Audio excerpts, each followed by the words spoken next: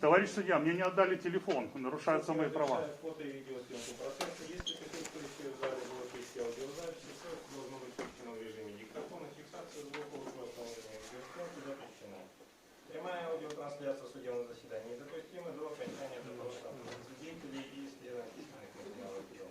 В ходе судебного заседания присутствующие не имеют права допускать реплики и высказывания граждан, несущих нарушение порядка судебного заседания и невыполнение требований председательствующих будут удалены из зала судебного заседания. За неподчинение распоряжения председательствующего, либо в случае нарушения порядка во время судебного заседания, равно совершению иных действий, свидетельствующих о явном пренебрежении к суду, возможно привлечение к административной ответственности за неуважение к суду. При объявлении перерыва в судебном заседании в зале остается только лицо, в отношении которого идет административный процесс, его защитник, сотрудники милиции. Остальные присутствующие в зале должны незамедлительно покинуть зал судебного заседания. После окончания судебного разбирательства все должны незамедлительно покинуть зал судебного заседания. Для обеспечения порядка в судебном заседании в зале могут присутствовать сотрудники милиции. Также разъясняется, что в зале судебного заседания ведется аудио-видеосъемка для служебных целей. Дело рассматривается, продолжается рассмотрение судом в составе председательствующего судьи Простом при секретаре. Устанавливаем только из вызванных по делу лиц явился Сергей Сергеевич есть. У нас в качестве свидетеля вызывался Александр Александрович есть. И Владислав Юрьевич, да? Побудьте оба на коридоре, вас секретарь пригласит. Сергей Сергеевич, встаньте, пожалуйста. Да. Назовите, пожалуйста. Товарищ судья, я хочу сказать, что мне не отдали телефон мой, оборотни из Ленинского РОВД. Я хочу, чтобы мне дали телефон, чтобы мы вы меня еще не осудили, правильно? Хочу, чтобы мои права не нарушались. Сергей Сергеевич, давайте по порядку, как положено. Значит, ходатайствую дать мне телефон первое. А? Вы знаете меня, я не хочу представляться вам. Ну не знаете, ну спросите вон у рыжего банщика, он знает меня хорошо. Ну я соблюдаю, ну. Вы же знаете, вы же меня садили в прошлый раз, у вас все записано. Что вы репетируете? Ну?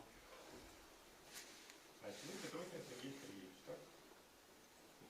10 мая 1971 года рождения. Так? Да. Вчера отлично провели время. Девчонок не было. Да. Зарегистрированы на Наганова 22-19. Так?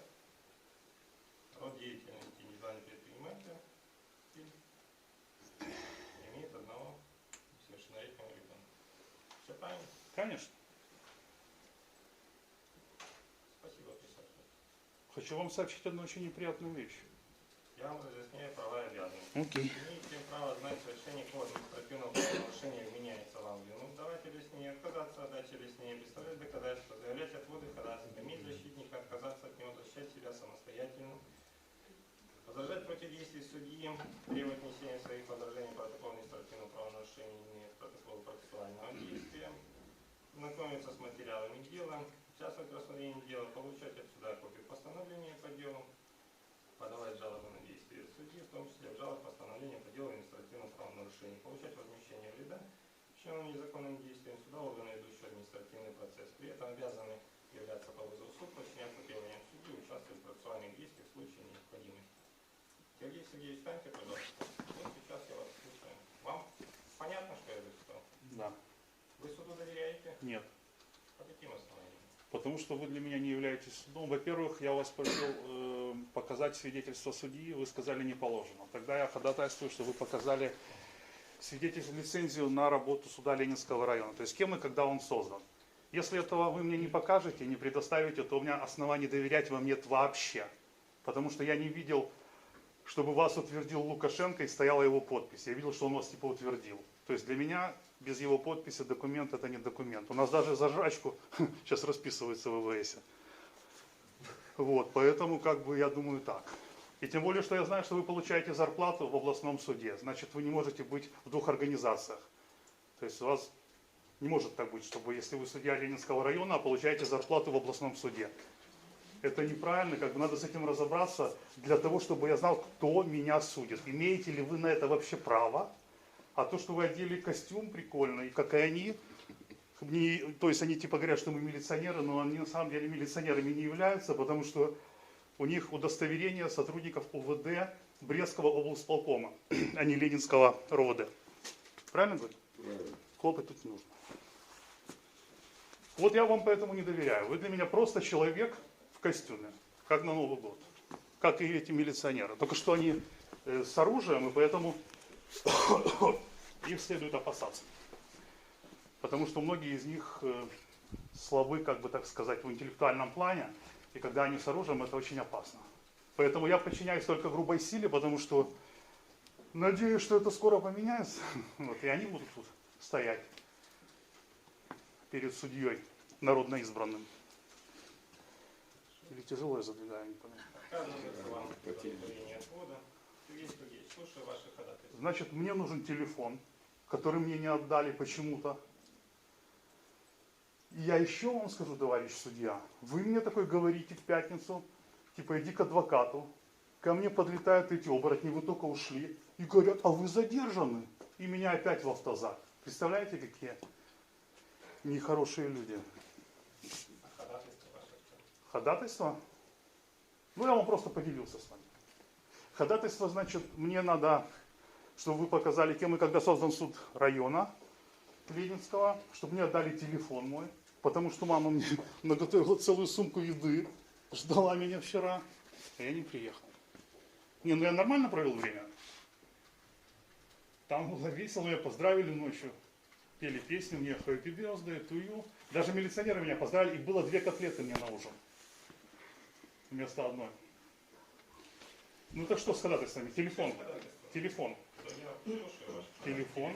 И акт образования Так, суда. потом, да, мне, значит, надо ознакомиться с материалами дела, потому что из-за того, что эти негодяи меня опять схватили, я не смог найти свидетелей, как бы, потому что у нас нет интернета в ОС.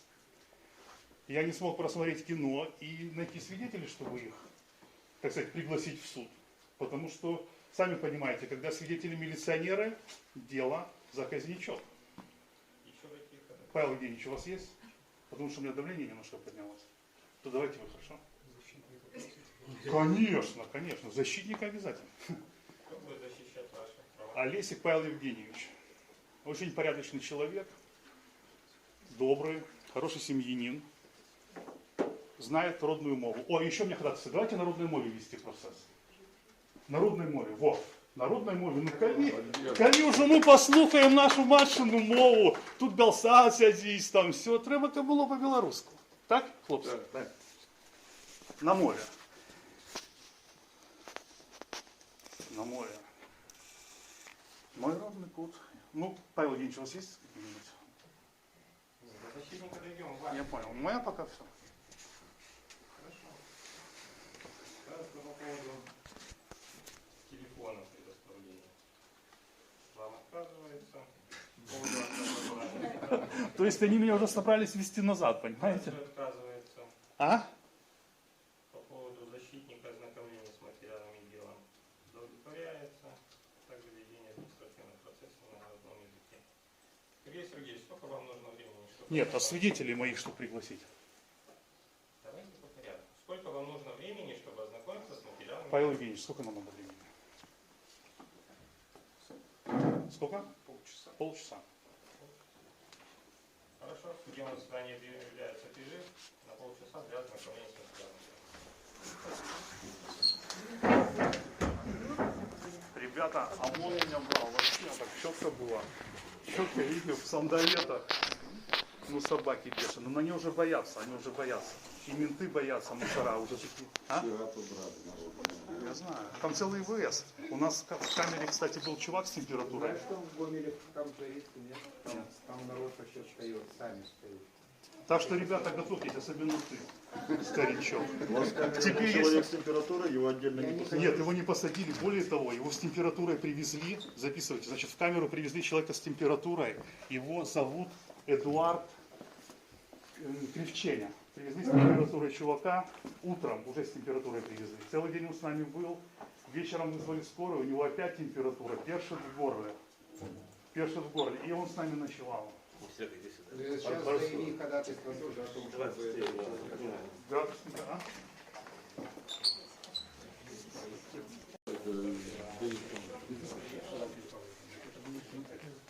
Рабование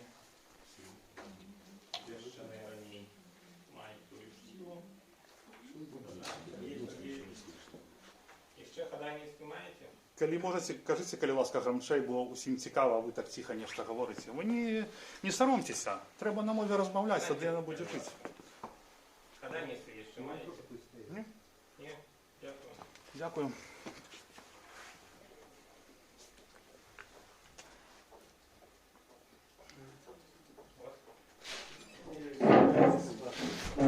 Я лічу, що підготовка справи до розгляду була проведена з недохопами, порушеннями, які перешкоджають її розгляду у даденому судовому посідженні. Перше, що звернув увагу, це правові обов'язки особи, у відносинах якої ведеться адміністраційний процес. В справі є лист з правами і обов'язками этой особи, а лише там в ogóle не указано, що ці правові обов'язки роз'яснялись Петрухіну, ці некої іншій особі. Тим чином не зрозуміло, яке дочинення цей листок має до цієї справи. В відносинах до пункту, де подпись лица, в відносинах до якого ведеться адміністративний процес, повинен бути виконаний. У протоколі об адміністративному правопорушенні, в тлумаченні Петрухіна, яке є в справі, не завірено, не запевнені ці відмови від підписання, коли вони мали місце. В некоторых випадках є просто пункт отказ, відмова, але не у кожному пункті, де це треба робити. Это дотичиться і протокола об адміністративному правопорушенні і тлумаченні Петрухіну. Так.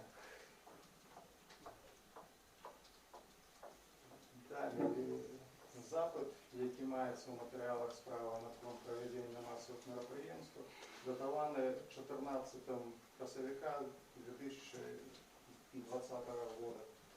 Але ж у нас само правопорушення, яке міняється Петрухіну, і воно згодно з протоколом об адміністративному правопорушенні датоване 19 косовика. Тим чином документ, сам запит Ленінського РАУС, він накерований раніше, в ogóle відбулися які з'яви.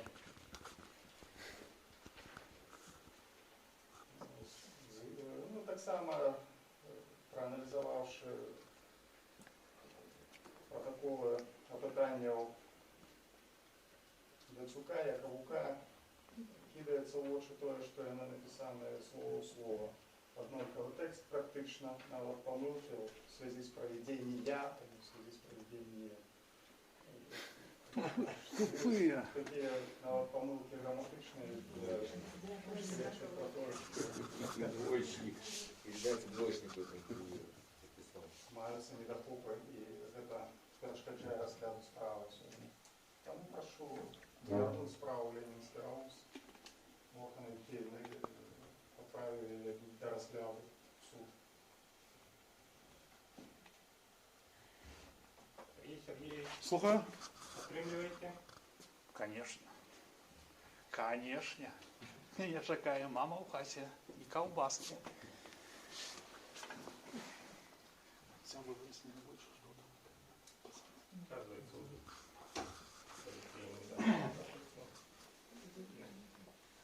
Ще хранительство. Що, відмовлено? Ні, мені треба свідки, звісно. Господар суддя, мене арештували одразу, як ви вийшли з зали у п'ятницю, і у мене не було можливості викликати для свідок для певного розгляду справи, на жаль. Мені треба свідки, щоб вони виступили з мого боку і розповіли, що вони бачили, а вони бачили шмат чого. І щоб були здійснені мої прави чоловіка, білоруса, годного білоруса, доброго батьки свого сина, доброго сина своєї матері. Сергій Сергійович, Так. свідки вам потрібні? Хто? Мені потрібний Едуард Сяліцький, мені потрібний Віталь Козак, він був побач, мені потрібний Константин Остапук, Так, мені потрібний Олександр, на Д його фамілія, я його знайду, у мене є його телефон. Похож, так, Дем'янчук, Дем'янтович. Ну, я його ведаю просто. Фамілію докладно не ведаю, але ну, він мене возив на машині, і ми разом з ним поїхали в одне місце. Все? Так. Есть тяны тут? Нет. Воронца ваш? Чудовый? Так откуда він ведає, хто там був? Він не Вы ведає. размовляли в пятницу? Розмовляли. Сказали вы ему про сведок своих? Він їх не ведає. Вы ему про сведок сказали? Так. Ну. Оказывается, в ходайности. Що мені? Поскольку вы их сюда не привели, и ни вы, ни оборонца ваш. Хоч як він їх привезе, коли він їх не ведає? Вы ему сказали? Ні. А только что сказали, что Я помилився. Еще ходайности. У мене нема ходайництва. Дякую.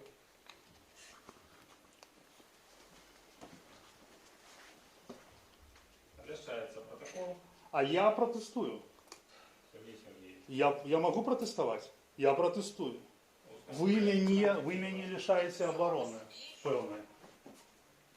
Ви мене лишаєте оборони. Я протестую. Що добре? Еще что хочете? Я протестую. Я просто вам кажу, я протестую. Я хочу, щоб тут були мої свідки, щоб вони розповідали, що було. Оборонца ваш есть. І що? В пятницу размовляли с ним.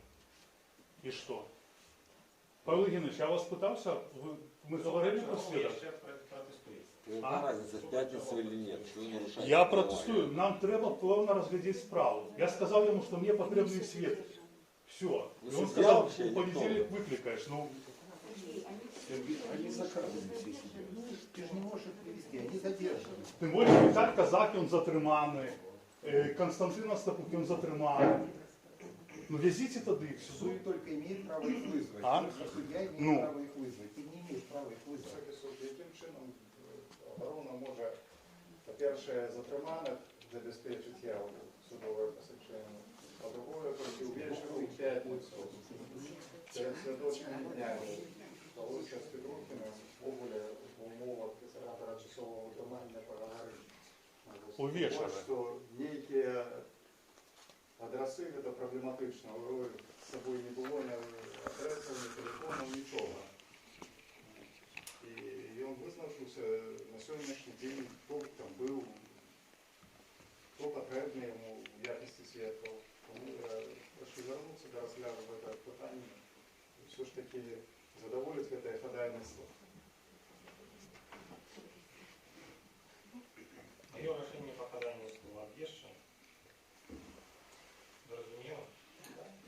Мені не зрозуміло. Что вам не зрозумело? Мені не зрозуміло. Павло Євгенович, я можу на його скаргу написати? На цього суддю? Що він робить? Він мене лишає оборони. Ну. Сергей А? Сергеевич. Що? Ну ми в суді тіму цирку. Ну, Судьи. у яким суддя? Беременского района. Тим, коли він був створений. Сергей Видите? Сергеевич. Ну что? Вы меня лишаете обороны. Як это так? У вас уже есть там загадники, там уже лежить у вас там паперочка. А? Есть парады. Який порядок? Ви його порушаєте, ви мені не даєте оборонятися. Парады. Ви бачили, що він не дає мені оборонятися?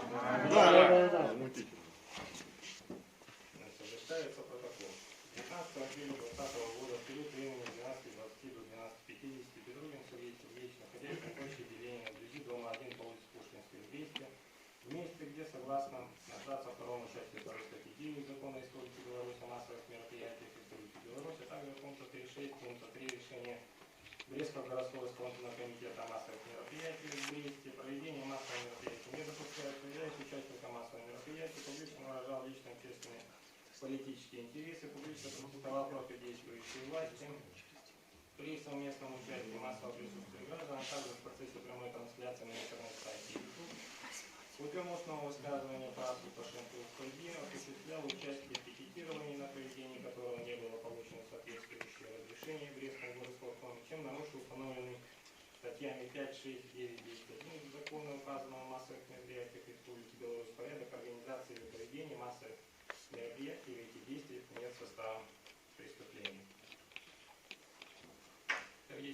Почитайте, коли ласка. Не хочу.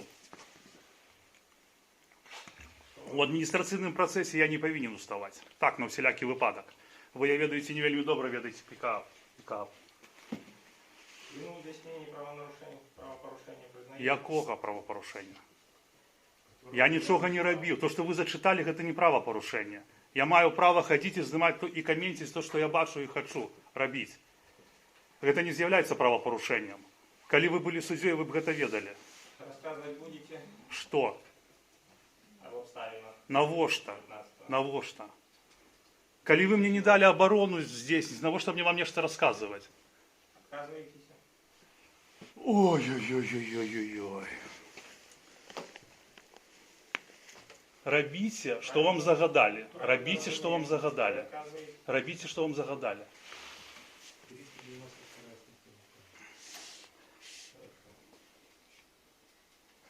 Оборонство, что вы поведомить ожидаете? А?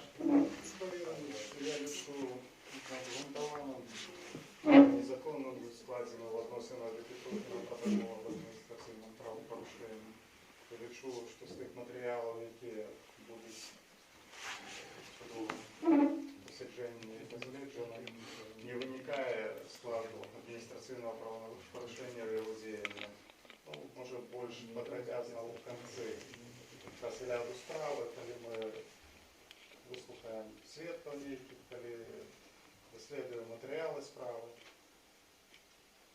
то ты хотелось больше подробно на тих недостаточных, на тих порушениях, на тих суперечностях, які по справі. Помешайте дело. Ну, что нас перешкоджає те, що ми не дослідували великої протокол осмотра, наприклад, не проглядали відеозапис. Коли говорити по тим матеріалам, які я,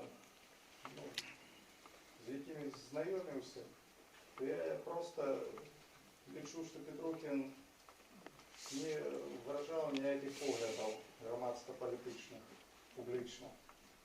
Тому в його діяннях нема складу адміністративного правопорушення. Більше є суперечності на того, що за мероприємство було проведено. В рапорті одно, в протоколі об адміністративних правопорушеннях інше, мероприємство масове указано. Інші суперечності, про які я вже казав. Так, запит, який Раус накеровувався в Коростівський горвиконкам, він ввогуле накерував на 14 красовика. На конт той події, яка відбулася 19 красовика. Кроме того, ну що можу я ще сказати? Ну, наприклад, візьмемо ситуацію. Пожар, збираються люди, ніхто з репортерів проходить, розказує про цей пожар, виказує свою думку на конт того, їздить там пожарна охова наскільки хутка, критикує її Махчима, що це масове мероприємство. В даному випадку блогер Петрухін просто некие события, некие з'яви, які відбувалися в городі. Розказував про них. Ну і Махчима виказував свої думки в ефір, а не публічно, в медіях і зірних масових мероприємств. Така думка оборони.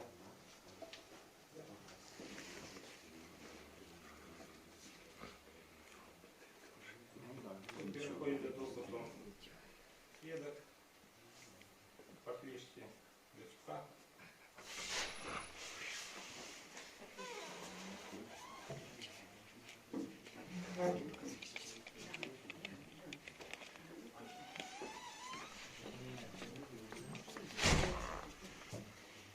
Назовите свою просьбу. Яцук Александр Александрович, единственный пятый гимнаст.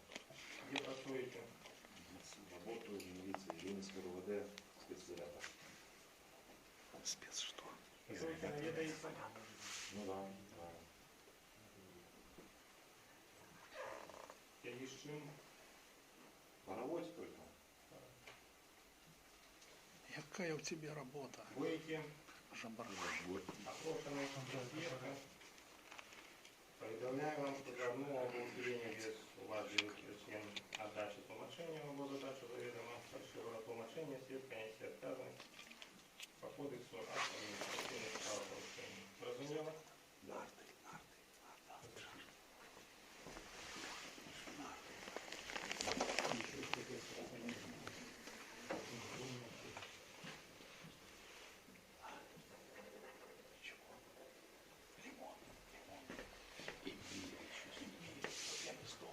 Поведомите нам, что отбылось. 19 числа заступил на службу по охране общественного порядка на территории Ленского района, то есть на площади. Находился на площади 12 часов дня, где-то около 12:30 со стороны улицы Ленина подошел Кучукин. В руках находился у него телефон, снимал видео, стримил. Не знаю, о чем он разговаривал, не слышал, находился от него далеко. И, ну, в принципе, потом в час, ближе к часу, толпа и Сергей Сергеевич пошли по улице Пушкинской. Сергей Сергеевич находился в начале колонны, снимал, что там говорил, не знаю. Потом повернули нас на улицу Советскую, да, и когда шли по улице Советской, выкрикивали всякие лозунги. Дошли до ЦУМа, и там толпа рассеялась. Все. И он так само выкрикнул. Не могу сказать. Человек находился в маске, то, что он там говорил или кричал, я не могу сказать. Как вы поняли, что это я? Ну, по телосложению, как бы, знаю человека, что пришел человек и... Мы с тобой не чпокались, братишка.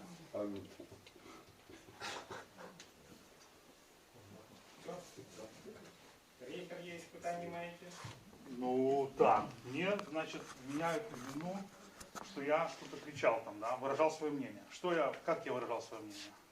Я не могу сказать, как вы выражали свое мнение. Вы шли, снимали, вели стрим. Секундочку, меня обвиняют в том, что я публично выражал свое мнение. Как? Какими словами? Я по-моему, сказал, что я не слышал, что Вы глухой? Я, чё? Сказал, не слышу. Я сказал, что я не слышал, То есть, что вы то есть говорили. вы не слышали? Нет, я не слышал. Хорошо. Так, вы сказали, что мы шли до ЦУМа. Я тоже шел до ЦУМа? Точно не отвечу, возможно. Возможно. Да. То есть Ну, точно по вы не Советской вы знаете? шли, но повернули на Советскую, это точно. А куда вы там дальше делись, я не знаю. Я за вами не следил конкретно. А как вот вы узнали, что это, как я был одет? Где? Да. Узнал я вас, знаете почему? По вашему телефону. У вас на телефоне Герб Погоня, вот я вот по нему узнал. И по вашему Кому служению. половине погоди. Не, ну, как вас По узнал? какому- Если я вас знаю. По да. какому телефону? Ну посмотрите, вот мой телефон, там есть герб погоня? А у нас есть. Тогда вот. Вот герб погоня. Я мог, что я не мог взять телефон у кого-то Могли. другого? Ну мог. То есть, ну вы уверены, что это был я? Да. Какие у меня были штаны? Я не обращал на вас внимания. Какие у вас были штаны? Саня, встань, пожалуйста. Вот это мог быть он? Питання маєте? Телосложение, как будто мы там с ним это самое. Положение уже одинаковое. А со спины телосложения или спереди? Откуда? Павел Евгеньевич, вы имеете к нему Саню? Я к нему не имею, вообще какой-то не меняю. Приблизительная прилеглость от Петрухина вы знаходились. Метров где-то, ну, 30, наверное. 20. Ну, самое близко, как мы находились, вот он шел по Пушкинской с одной стороны дороги, я вот с другой стороны дороги. То есть мы практически находимся. Расстояние дороги. Звукоузмацняльну ніяку апаратуру Петрухін використовував. Только телефон у него находился в руках, на палке. Больше ничего не было. Ні мегафонов, ні Ні, мегафон точно не микрофонов. Микрофона. Ну, может, маленький какой-то дошел. Для того, как гучно, как было слышно в іншій части площади, Нет, вулиці. ну больших у него не было. Может, возможно, маленький микрофончик. Я не могу ответить. Це маленький мікрофончик для чого?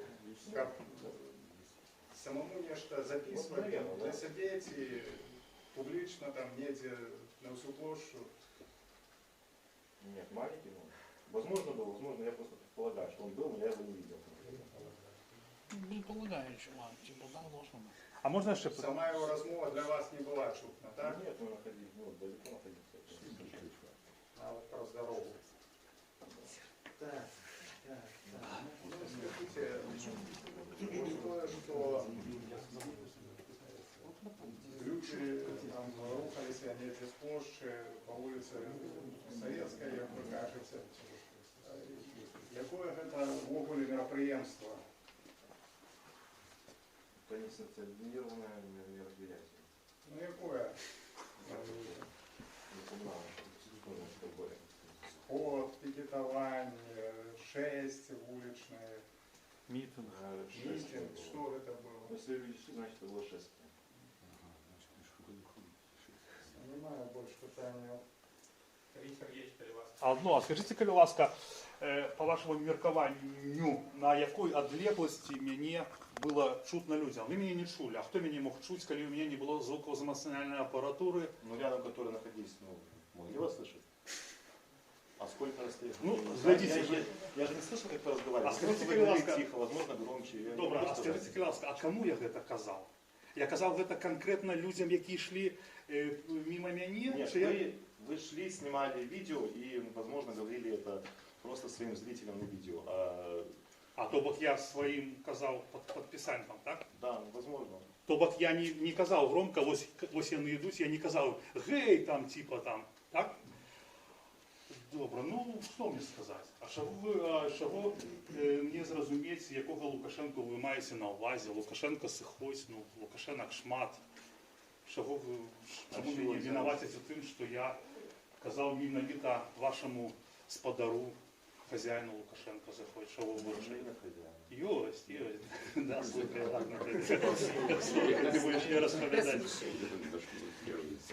Jeszcze маєш? Все, ні, і он...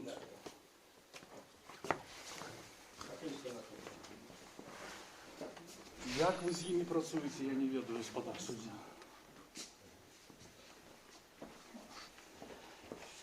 Это Владик.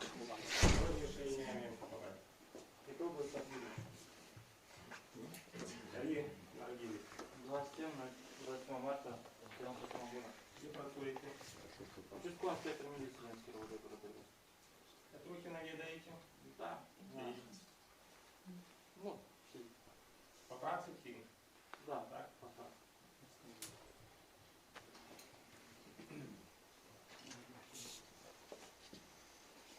Повідомляю вам, що за odmową w uchyleniu wierzywanych причин дачі тлумачення або задачу ведомо фальшивого тлумачення свідка не свідказаних предугледженим кодексом об адміністративних правопорушеннях. Зрозуміло? Да, понятно.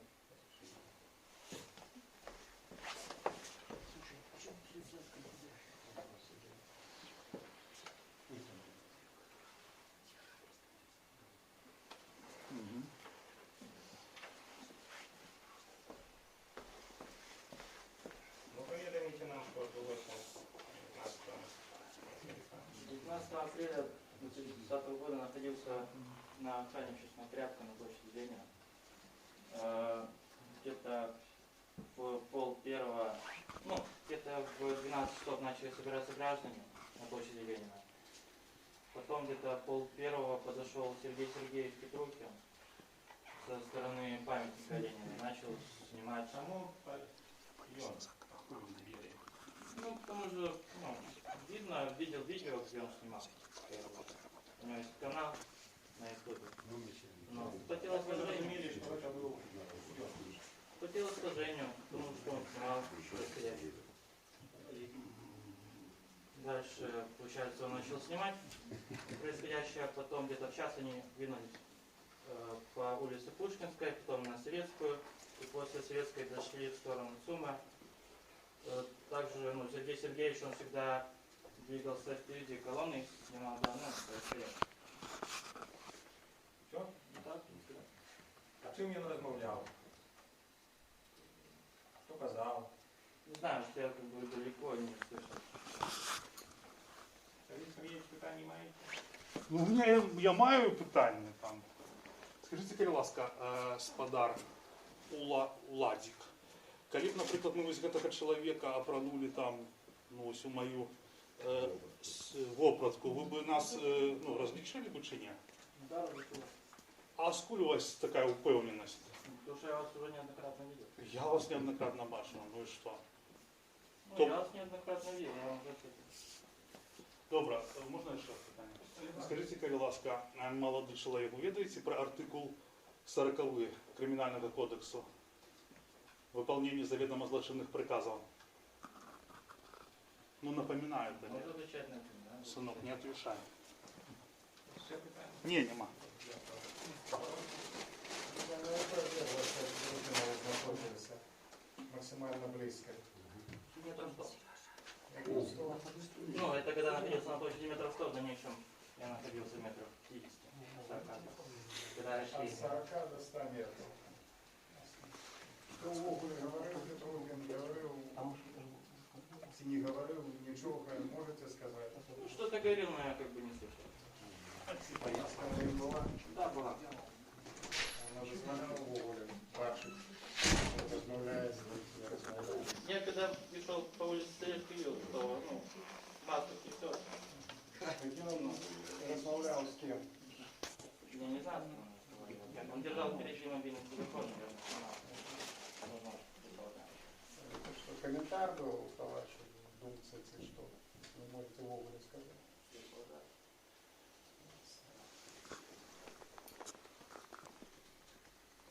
Нема питання у мене. Сергій Сергійович, ще питання маєте? Ну, я шкодую гэтага хлопца і вас так само. Як батька, я вам кажу, як отець, я вам кажу, мне вас шкода, сябры. Просто шкода. Поглядите на себе збоку. Питання маєте? Не, немає. Дякую. Не дай Бог мой сын таким буде, як ви. Боже ж мой Боже. Проводимо розслідування письмових матеріалів.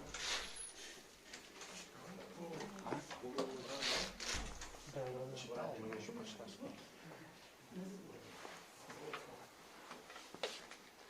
Протокол осмотра предметов по 21 апреля. Осмотра.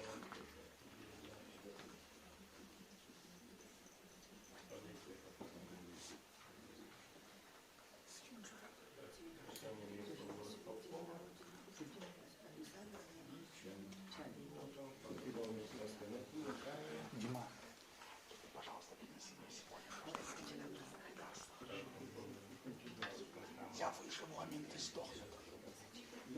А я вернусь и поедем с тобой в Пинск на рыбалку. Сергій Сергійович, Да. наверное, відео справляв. Слухайте, мне этот цирк... Да, ну не, поприкалываться, конечно, прикольно будет. В смысле? Конечно.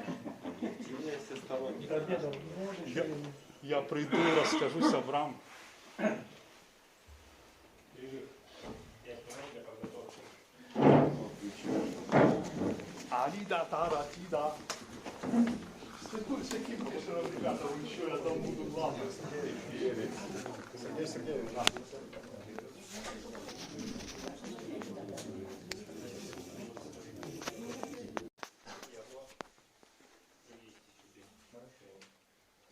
Зрозуміло, Лето? Так. Дякую. Будемо проглядати. Мы будем проглядывать, але я вам хочу сказать такую речь, господар суддя, как вы подумали, що треба вам приймати неправомірне і підсудне рішення. Ось подумайте об этом. 392 артикул. Яны-то, яны, это... Сергій Сергійович, переходимо до прогляду. Да, конечно, я...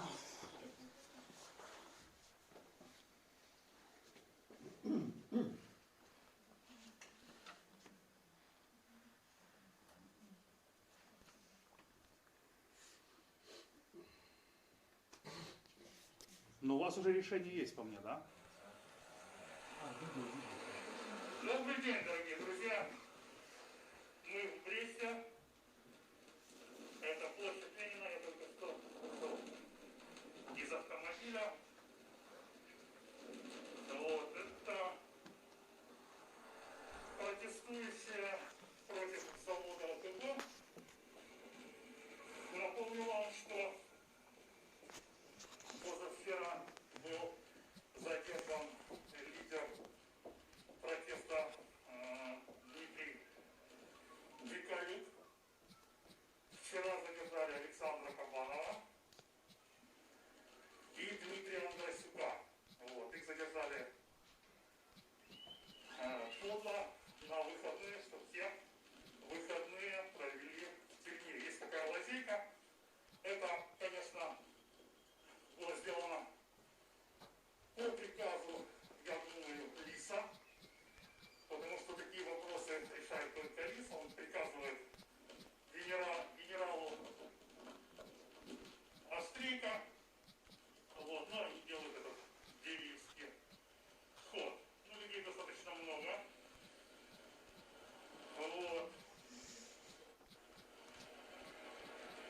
уже многие понимают, что завод тут ни при чем, что руководство области тут ни при чем, потому что наши чиновники это как краситель на яйцах, да? То есть красивый, но бесполезный, то есть ничего не мешает, никаких характеристик качественных не добавляет к существу.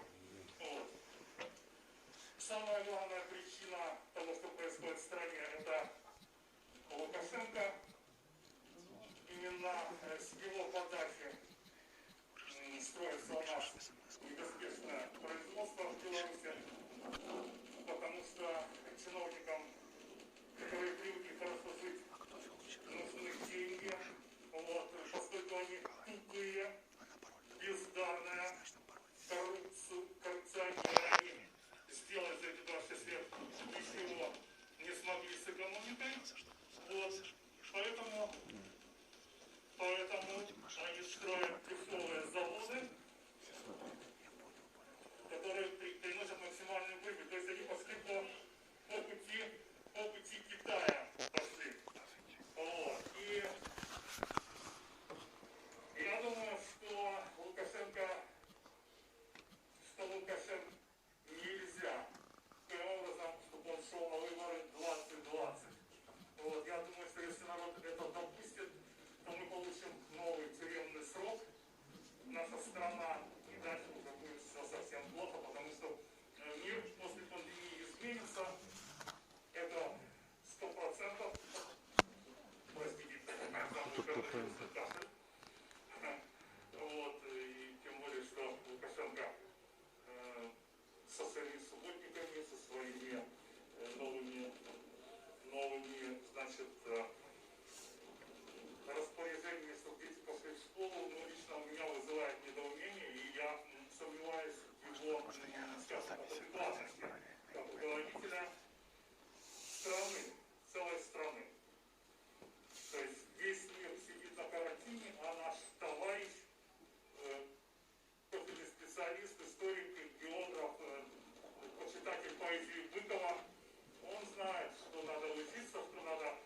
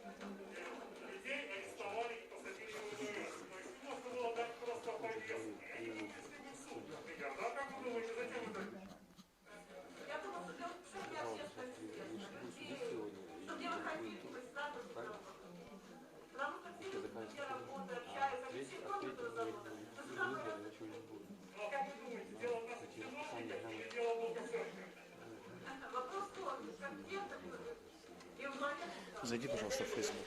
У меня там.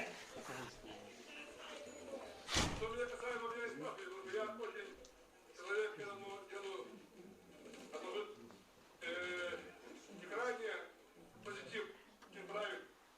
Не знаю, вы стоите всех этих чиновников, плетка, у меня есть просто плетка, и дубасите каждый четверг.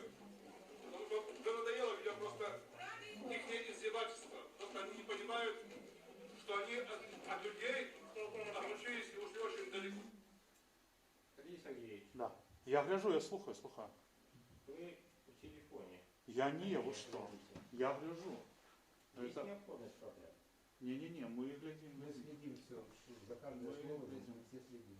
Там лозунгов там. Сергей Сергеевич, Я слухаю. будете отвечать? Конечно. Что назревает очень сильная ситуация, когда они уже полностью оторвались от дороги. И они очень сильно рискуют, очень сильно с людьми играют. Те прятки, которые нельзя играть. То есть вы думаете, что они могут упустить тот момент, когда будет поздно? Я надеюсь на людей, белорусов, которые будут все-таки, как сказал Василий Быков, который таракан его не любил никогда, да? Он сказал, для нации нужно время, чтобы нам проснуться, чтобы быть белорусами. Надо белорусам проснуться и быть нацией, потому что мы не можем понять, что нам никто не сделает нормальную жизнь, кроме нас самих. Мы сами только можем себе создать жизнь нормальную и сделать свою страну, чтобы она была процветающей, хорошей, демократической, свободной. Мы сами это должны сделать. Никто нам не сделает. И вот смотрите, аккумуляторный завод подписали 34 тысячи людей, а выходит вот самая часть сознательная людей. Ну что это такое? Если бы...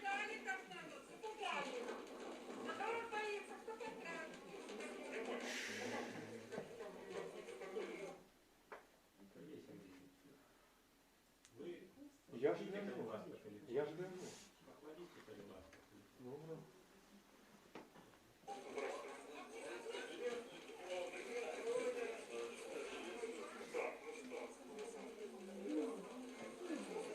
Добрый день. У вас какое настроение? Настроение праздничное. Смотрите, это очень хорошо, что начинается сопроводкованность на уходе. Люди начинают понимать, что за них никто ничего не сделает. А как вы думаете, в чем причина конфликта в Бресте? В чем причина чиновников коррумпированных брестских, проститутков, которые продали народ деньги? Или все-таки дело не совсем в них? Дело в том, что за 25 лет эта власть выстроила вертикаль по своему подобию. То есть рыба в нее с головы.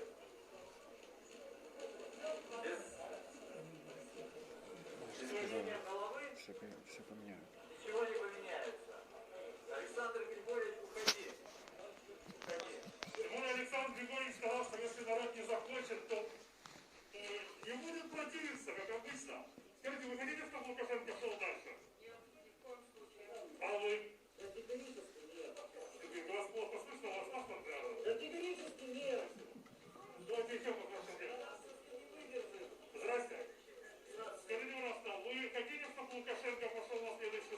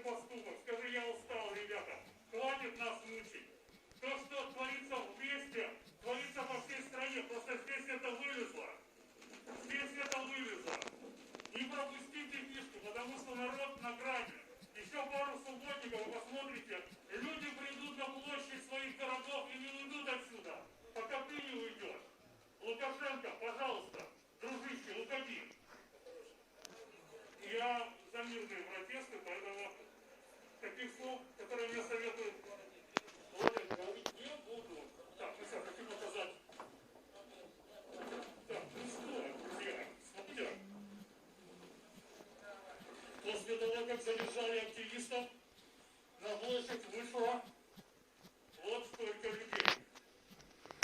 Конечно, плохо, что во время пандемии люди собираются, но а что делать? Я даже немного считаю, что свинец для Бреста гораздо опаснее, чем коронавирус. Но самое главное коронавирус, это, конечно, усатый таракан. Вот это самое большое, на мой взгляд, зло белорусского народа. Вот. И, вы знаете, он сказал, что, ну как-то недавно, что лучше не стоя, чем жить на коленях. Вы знаете, он абсолютно сказал правильные слова. Он сказал, как я думаю, из правды. Они к нему не относятся, потому что это именно тот человек, который из раба стал царем, и со всеми его комплексами, со всеми его вытекающими действиями из его личности.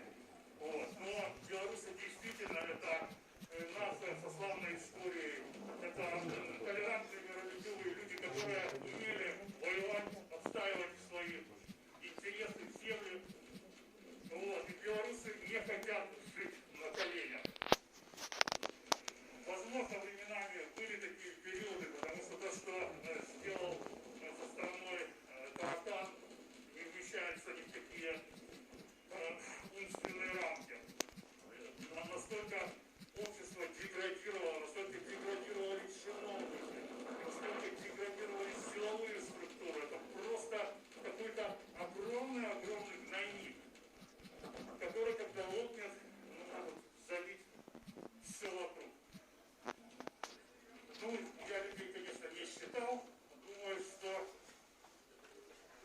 жизнь будет стоять по одному, более разрозненно, я тоже отойду. Напомню, что Капанов, Андросюк, Диколют, те люди, которые, особенно, вы знаете, я скажу, конечно, что огромную работу проделали все люди, но локомотив — это Дмитрий Диколюк, это умный, образованный, достойный человек, который тянет на себе всю вот эту вот письменную работу и который очень хорошо во всем разбирается, потому что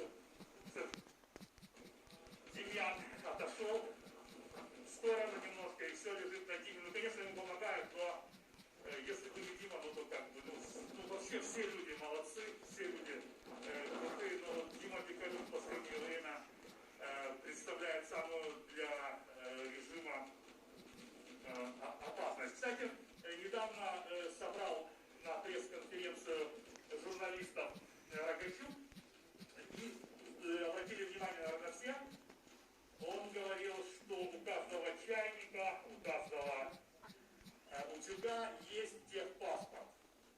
Вот. Скажу вам, что Рогачук очень... И он это говорил только потому, что он знал, что это можно говорить. Вот он 2 раза высказывался о заводе, главный геморрой Бреста, и вот сейчас. То есть он знает, что он говорит, потому что, видимо, есть какие-то силы, неведомые нам, которые против завода. Но тут уже как бы реально становится дело просто не в заводе. Дело просто уже не в заводе. Людям понятно, что их используют просто как пушечное мясо. Хотят построили в городе завод для того, чтобы набивать машу Лукашенко. Я думаю, что это его завод, то есть какие-то активы. Вот. И за счет здоровья людей, вот, чтобы они жили. И если люди это проглотят, ну это, я не знаю, ну это просто рабы. Я рабом быть не хочу. И поэтому прихожу на площадь и выражаю свой мирный,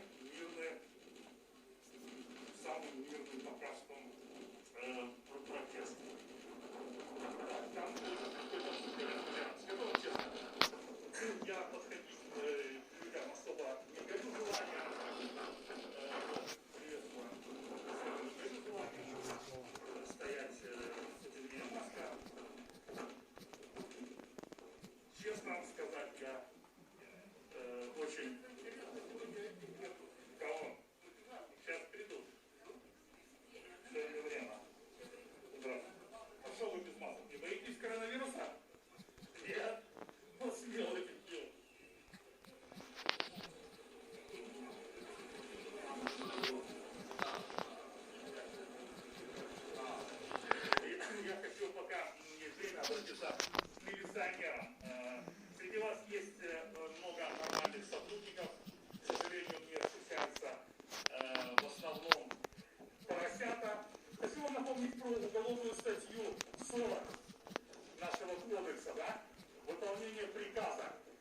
незаконное выполнение приказа, заведомо незаконное. Это уголовное преступление, товарищи милиционеры. Так что думайте, прежде чем что-то делаете по приказу начальства, думайте. Скажу, кстати, по поводу Минска, ко мне целый подполковник, начальник участковых. О чем это говорит? Это говорит о том, что его подчиненные не хотят ехать опрашивать блогера. Не хотят. То ли они чувствуют какой-то подвох, то ли еще что, и приезжает подполковник. Вот эти ребята ведут себя правильно. Стать звездой Ютуба, замораться на видео и вещь в архив до конца жизни, чтобы потом дети смотрели, как ты чудесател. Это, конечно, никому не приятно. Вот. А то, что среди милиционеров, как и среди других всех есть нормальные люди, это однозначно. Нигде нет черного и белого. И в Ленинском РОВД есть нормальные участковые. Это, конечно, не относится к Сереже Петровичу. Игнатьеву. Владимир, вы как прокомментируете ситуацию? У вас очень стильная масочка, я смотрю, какая-то морская, с корабликом. Морский летчик убегут. Символично. Как вы прокомментуете ситуацию с затриманием активистов? Ну, ситуацию комментовать не легко, потому что голову покажет, мы бачим, что родители приходили все песни от сегодня пришло кошмар больше. Информационные линии просто пришли на станции недавности, затриманные активисты. Вот и все. И такие городе на 12-30, то руки такой пришли.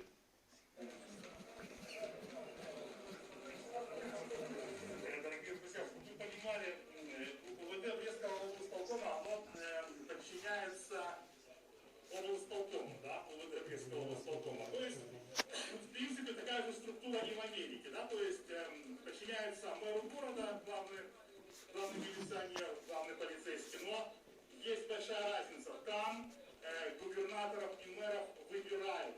Не знаю, выбирают ли шерифов, наверное, тоже выбирают, да?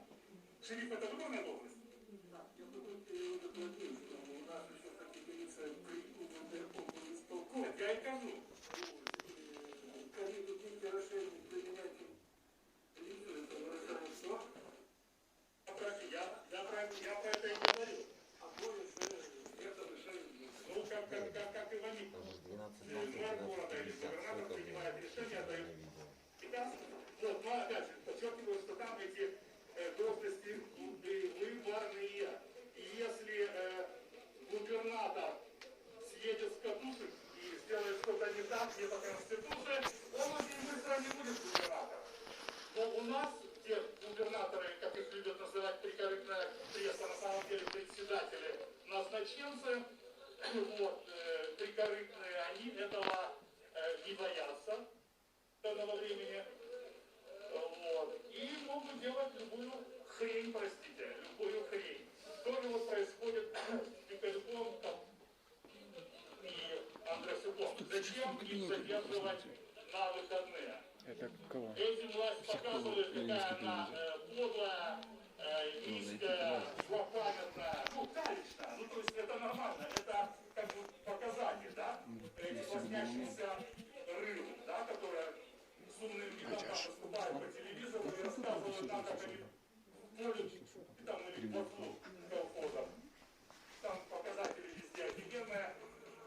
Но у них показатели тогда, у них показатели офигенные. Они, кстати, в последнее время, особенно вот обратите внимание, они одеваются так нормально, часы там начали покупать себе. Дома строят себе неплохие, скажем так. Так, пойдем к Эдуарду. Эдуард, здравствуйте. О, это Селицкие.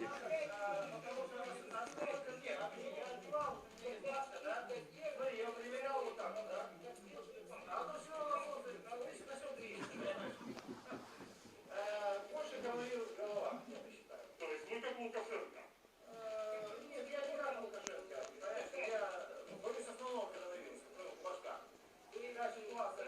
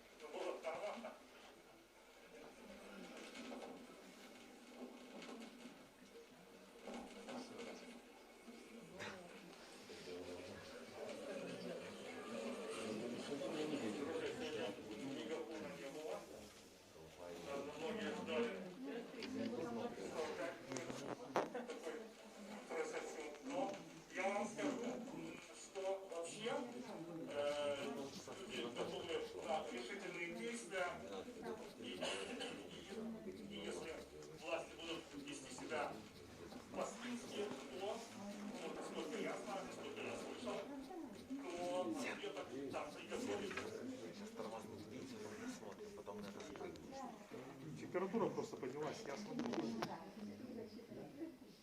И я думаю, что надо будет кое-кому покупать памперсы. Все, пределах закона, все как бы мирно, пока что придумывают. Вот, но завод АТБ в Бресте работать не будет, это должны понять. Кто там его хозяин сейчас, люди не дадут работать. Даже если вы запуститесь, начнете выпускать свои говно кому люди вам не дадут работать. Вас разорят искренне. И всем прочим. Вы не будете работать. Потому что вы этот закон построили незаконно. Чиновники, которым вы дали деньги, их посадят. А завод вас перепрофилирует. Какой-нибудь спортивный зал. Или еще какую-нибудь фигню. Так что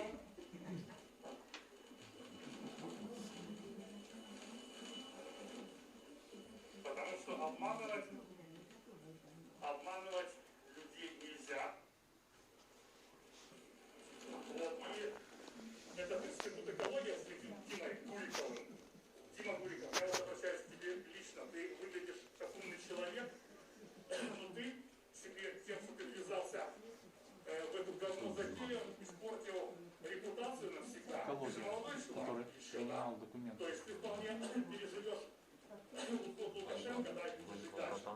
Но ты полностью себя дискредитировал. Ты захотел взять бабла, вот, и связался с говно компанией, с которой кто только не свяжется, все попадают в скандалы. И сейчас дура, то есть таких как ты в нормальной Беларуси не будут пускать даже на порог.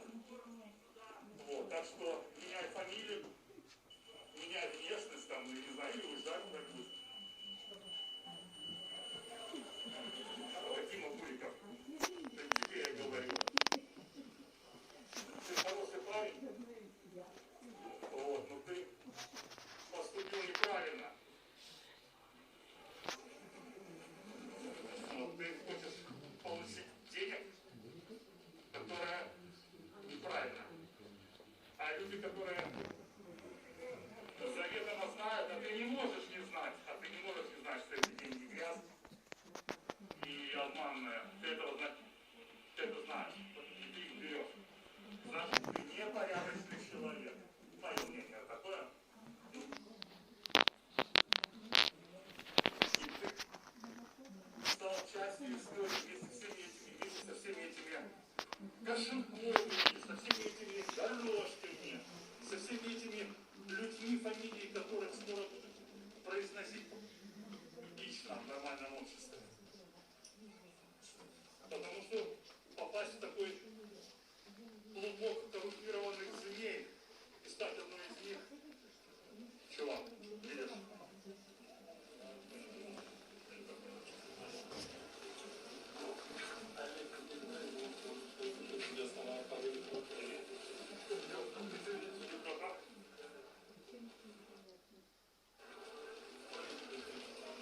Вот такая вот колонна.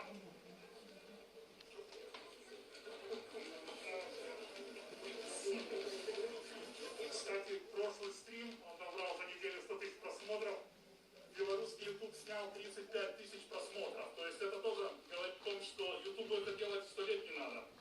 Вот. Но поскольку у YouTube есть офис в Беларуси, да, то мы в Беларуси, да, 35 обнаружили, было снято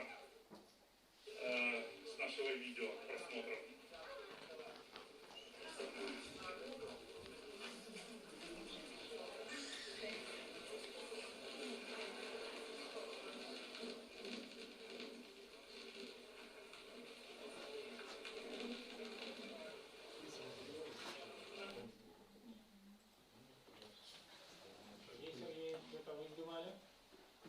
Я не снимал. Но если вы как бы, а вы должны понимать в технологиях, это не называется съемкой. Это называется прямой эфир, это разные вещи.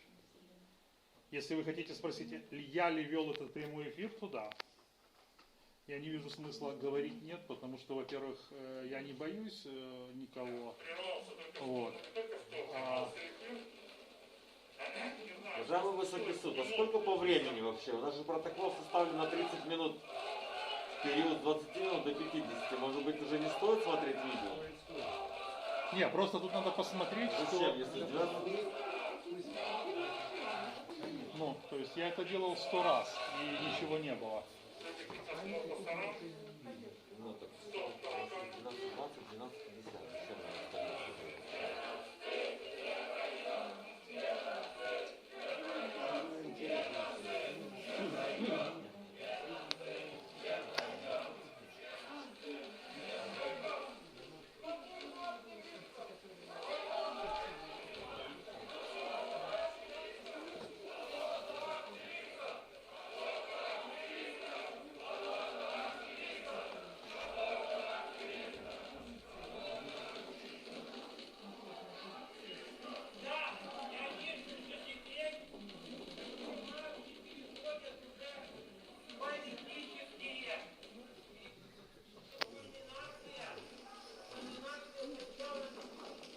Друзья, это Брест, протест против аккумуляторного завода.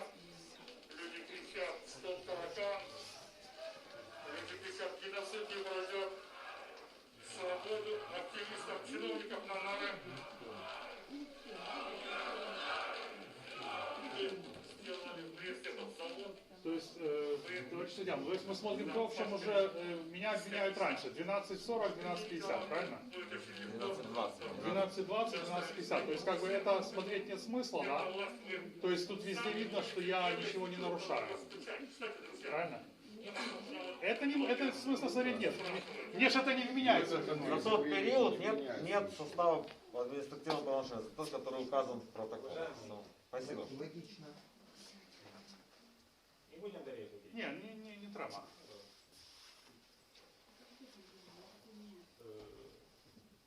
Жадаете, что добавить? Ну, что я ожидаю добавить? Удокладнить. Поважаний суддя, поважане господарство. Ви всі добре відаєте, що гэтай речі я робив на протягу великого часу. Я робив стримы. Я робив то же самое, что я роблю здесь. И ніколи до меня никто не чаплявся. Ви усі розумні люди, ви так само. І ви бачите, що я свої міркування голосно не виказував публично.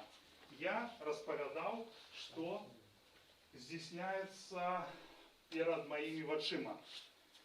Вот. І я сам казав, я до людей не підходжу.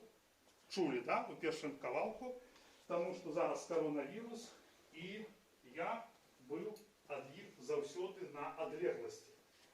Обвинувачуватись мені у тим, що я нібито нечто кричав, ну, это безглуздость и глупство. Потому что на видео все башно.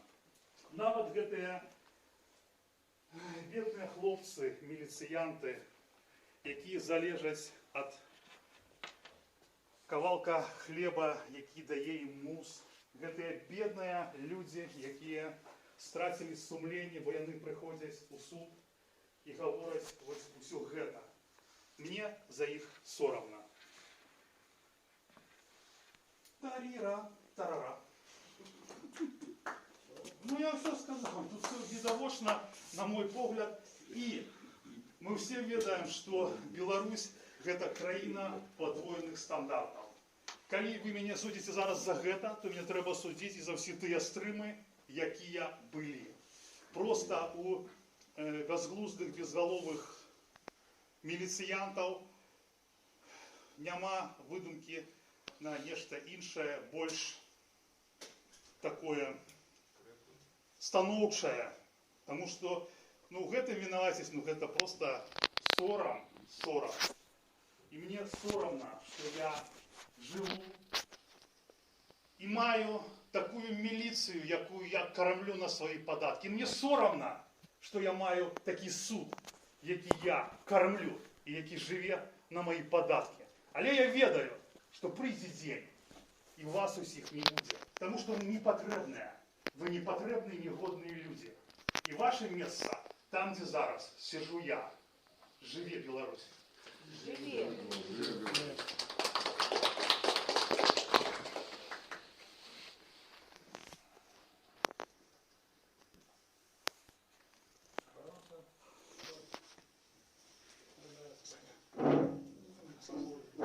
Не сказав, последовательно. Не бачу тут уділу в неким масовим мероприємстві, конкретно Петрухіна, він публічно ніякі громадсько-політичні інтереси, ці протест виказував, навіть як день некого масового мероприємства. А то, що велся ефір для його підписчиків, то, що цитувалися некие лозунги на эфир. Я лечу, что это не складывало административного правонарушения.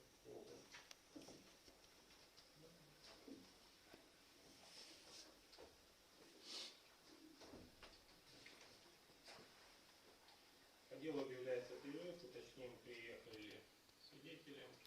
И как только прибудут, сразу продолжим. Или кого-то уже осудили. Не, это наш. Нет, это свидетель. А кому бумаги дать? Скажу, здесь творит Самосюк Николай Георгиевич. Возьмите бумаги, потому что они планируют нас назад забрать. Возьмите, пусть у вас будут бумаги. Самосюк, они в холодильнике нас держали. Руководит операцией Самосюк. Это по геноциду. Он истребляет народ. Я скажу, я много, меня брали ГАИ 08-18, майор и подполковник, и два самосюковца жестко взяли на Ковалевке. Это животные, это люди подчиняются этому режиму. Я против этого режима. Костя, успокойся. Они уже все знают, что им труба, они уже знают. Они, хочу сказать, они планируют нам не дать время, а сразу отправить опять на нары. Да. У них такие указания. Руководит этот Лёлик всем. Костя, все вернутся назад. А можно, брата, телефон запишите? 793 40 78.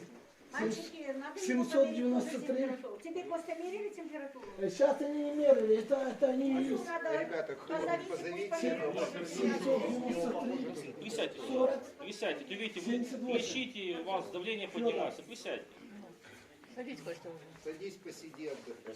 Костя, мы все знаем, мы всех записали, всех это Все записали. нормально, не волнуйся, все нормально. Они возили меня по всему городу. Присядьте.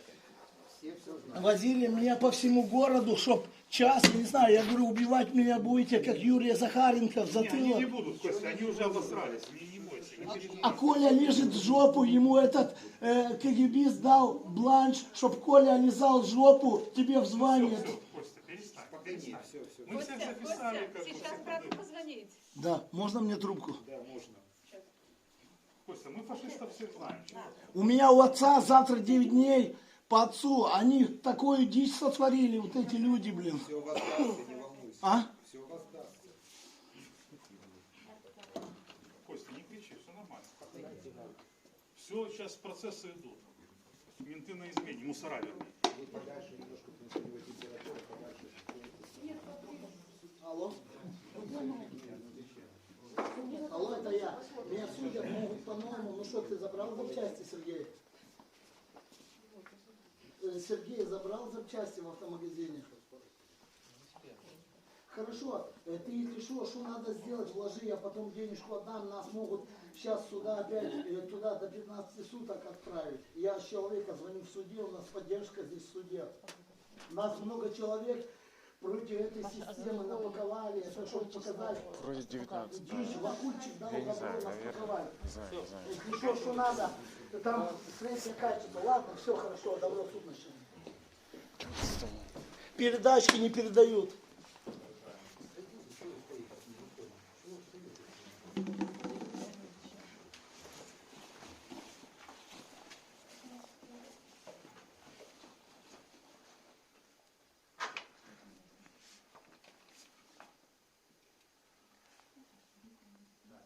Светка, казак.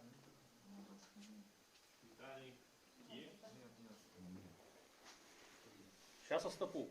Остапук. Меня никто не знакомил ни с чем. А? Кто? Я?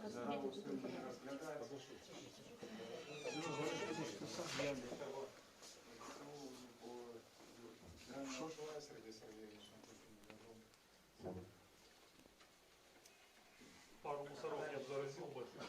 Сейчас только померили температуру.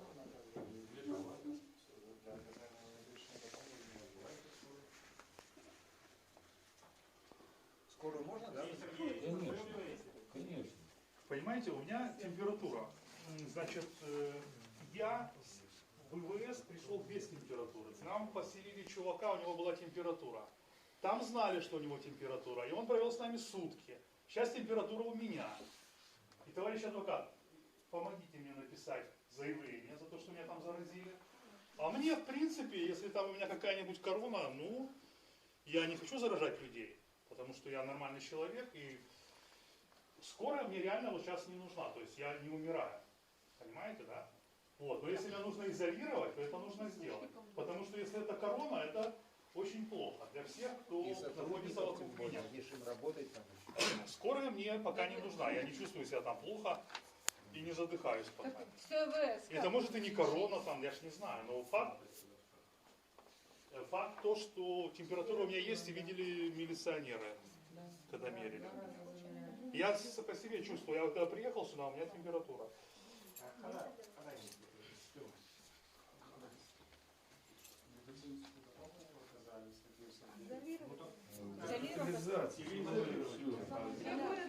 Домой отпустить. Самоизоляция.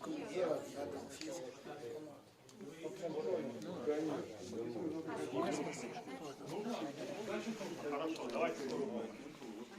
Костя спрашивает вас имя или как сказать, у кого бумаги Костя спрашивает. Ну я с Баранович, я Зине передал. Я с Баранович. Вы можете сфотографировать. Я Где смотрю. мои бумаги?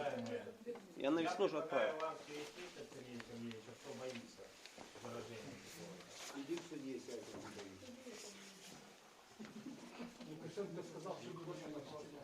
Вам правильно сказали, вы же перейдите на эту сторону.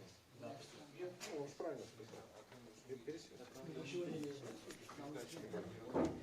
Не, ну сейчас будет решать, пока. Так точно. Я, Калиласка, хочу сначала ознакомиться, в чем я обвиняюсь. Я не видел ни протокола, ничего. Костя, ты свидетель. А, свидетель? Я думал, по своему ведомию.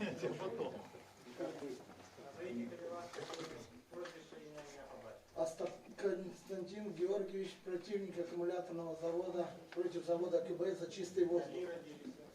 2.04.72. В Бресте живу. Брест, Житомирская 36. Завтра 9 дней по отцу. Сергей Сергеевича Петрухина ведаете? Мы ведаем, это самый известный человек, который раскрывает коррупцию и правду, и все идет, чтобы коррупционеры сидели на нарах. Костя, спасибо тебе. Нормально сказал. Повідомляю вам, що за одного об ухилении без уважних причин дачи тлумачення або задачу завідомо фальшивого тлумачення свідка несе відказність предугледжену кодексом об адміністративних правопорушеннях. Вам це зрозуміло? Конечно, разумел. В нашей системе все разумел. Система пробила днище, правильно? Костя, ну давай спокойненько сейчас порешаемся.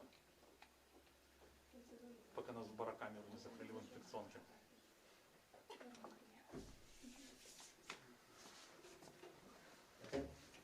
Сергей Сергеевич, Так, задавайте питання. поважаний Константин Георгійович, скажи, будь ласка, сябра мой сердечний, ти шмат разов бачив, коли я вел живий ефір на площади? За последнее время... Нет, в Обуле. Ну, видел, что вел, но не так часто в последнее время. Надо объяснять. Видео. Добре. Скажи, будь ласка, я, коли ти бачив, коли я веду навпростові ефіри, яны як бы, ну, былі, калі ты глядзіш там збоку, больш-менш аднолькавыя, яны былі рознымі, прынцыпова адрозніваліся. Ну, я думаю, один от одного отразнивались. Я не кажу па зместу, а вось я веду эфир, как я веду, ну, напрыклад, да чаго мы ідзем. У гэты раз, 19 красавіка, так, я вёл эфир як звыкла, чи я неяк яго рабіў па-іншаму. Что я не могу понять, это 19 было апреля, Пасха была. Так, я я понимаю, был что, на Пасху. что, Я давно не был, а на Пасху я был. как обычно велся эфир, как обычно. Звичайного ничего не было. Скажи, калі ласка, может, я падыходзіў да людзей і крычаў, каб яны мяне чулі. Лукашенко, сыходзь!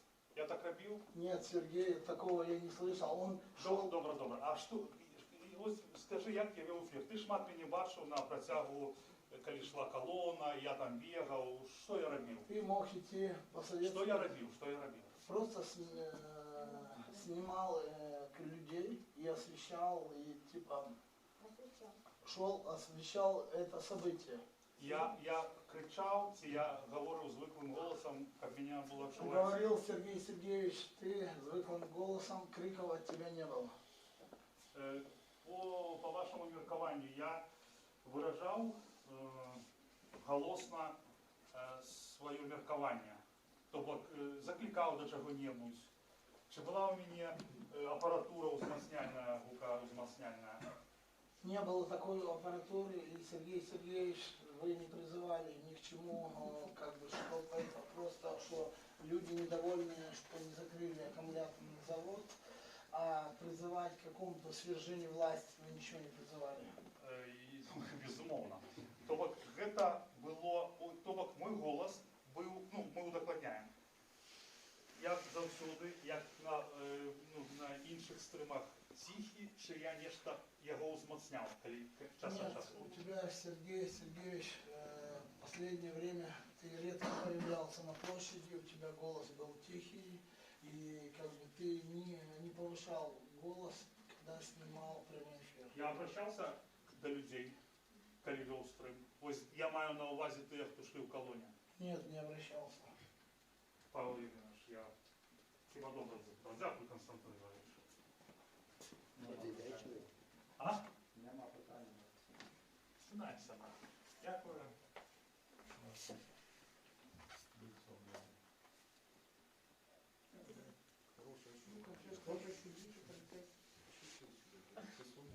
Уважаемые граждане, кому плохо, может покинуть зал судебного заседания. А мне можно температуру не померили, в суд завезли, после этого свинарника завезли в суд. А почему меня температуру не померили? Что за беспредел у Лукашенко творится? Позовите память, там стоит, пусть померить температуру. Законное требование. Если у тебя, может, будет бумаги, или у кого всячего не потерялись, мало ли что не заберут. Пусть у тебя будет. И все вопросы, все нормально. Милиционеры, уходите. Ну, заводите следующий. Понял, все.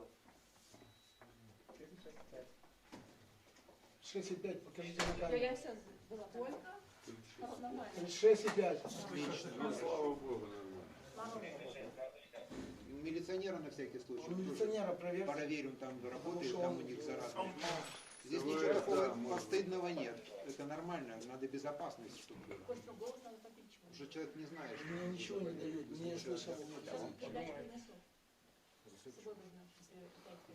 Они уже не команда, ничего не дают. Еще больше выросло. Сколько? 37,7. Ребята, Нет, это уже надо... Да, у милиционера проверь на всякий случай, потому что... Я пришел на опасность. Милиционер из ВВС приехал, проверил, здесь находится. Можно проверить, что ничего такого нет. Это законно. Ради нас проверьте у человека. Да ему же температуру. спокойно было. Проверь человеку температуру. Что, не надо мерить? Сегодня?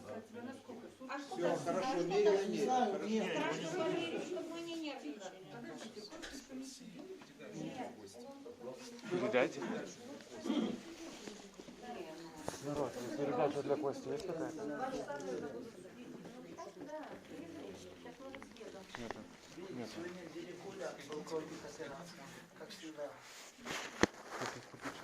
Он мне сказал: Остапук, ты придурок. 9 мая Самосюк пришел в ИВС и сказал: Остапук, ты придурок. Я не знаю, никто не со мной может пойдет, у меня как бы деньги есть, только чтобы кто-то помог посоветовать, где купить, что купить.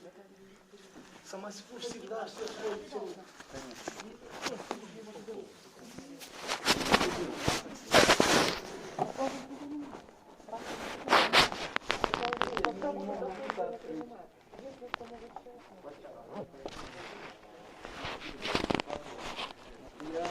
Я сказал, что может Самосюк меня отравить с его окружением. Я такие причины. Пока перерыв. Если кто-то со мной, потому что я не знаю, где и что. Воду кипешь, а? Воду кипешь. Я мне воды никто не давал.